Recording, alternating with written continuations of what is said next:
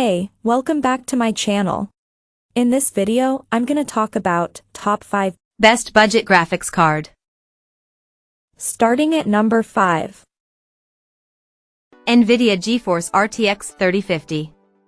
The Nvidia GeForce RTX 3050 is one of the few Nvidia graphics cards from the Ampere era that is anything close to being considered a budget graphics card, and for what it is, it's a solid choice for 1080p gaming.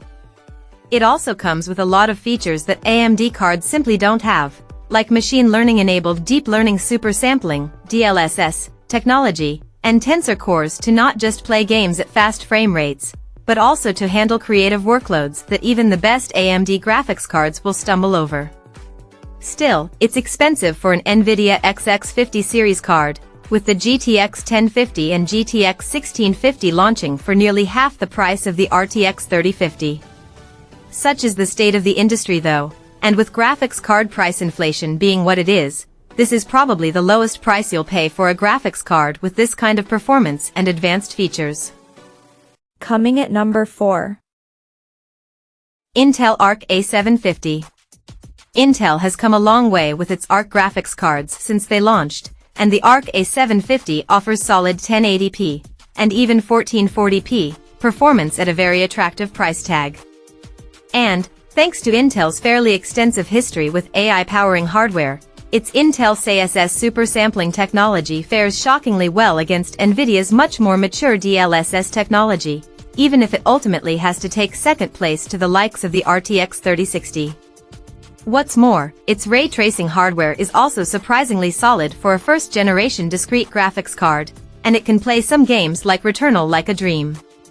Other games though might not fare as well, especially older DX9 and DX10 titles, but Intel is regularly updating its drivers, so a lot of these issues will likely get straightened out in time.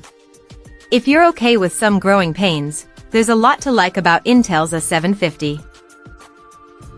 At number 3. AMD Radeon RX 6600. The AMD Radeon RX 6600 isn't that far behind the RX 6600 XT when it comes to performance, but this slimmed-down version of the Navi 23 GPU is a much more appealing option for a dedicated B budget build.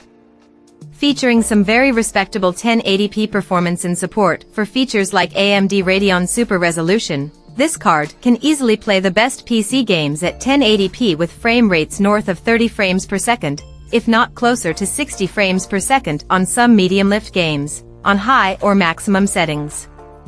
All the while, this graphics card is a good bit cheaper than AMD's XT variant, so if you're looking to get the best performance at the lowest price, with an emphasis on price, then this is the card you need to be considering. Number 2 of my list. Nvidia GeForce RTX 4060.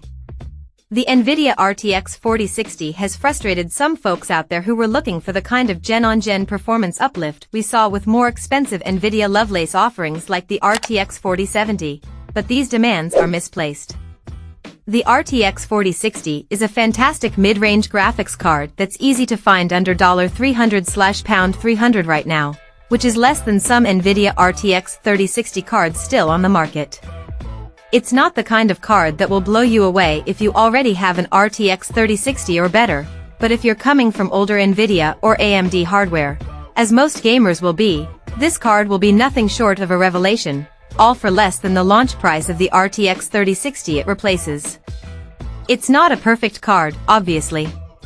Its biggest misfire is the 8GB VRAM and 128-bit memory bus, which pretty much limits how much performance you'll be able to squeeze out at 1440p, but it's still doable, especially with the advances that DLSS 3 brings to the table. And number 1. AMD Radeon RX 7600. The AMD Radeon RX 7600 is here to bring AMD RDNA 3 to the under $300/$300 segment, and it's got plenty of performance despite its lower price tag. Its 1080p performance is absolutely fantastic for the price, even giving the Nvidia RTX 3060 Ti 12GB a run for its money. Its 1440p performance is also pretty decent considering that the card only has 8GB VRAM and a 128-bit memory bus. In terms of gaming performance, you can easily get 60 frames per second on all of the best PC games at 1080p, with most of those running on the highest graphics settings. For more demanding games like Cyberpunk 2077, there might need to be some settings tweaks, but it's still definitely doable, especially with AMD's Fidelity FX Super Resolution.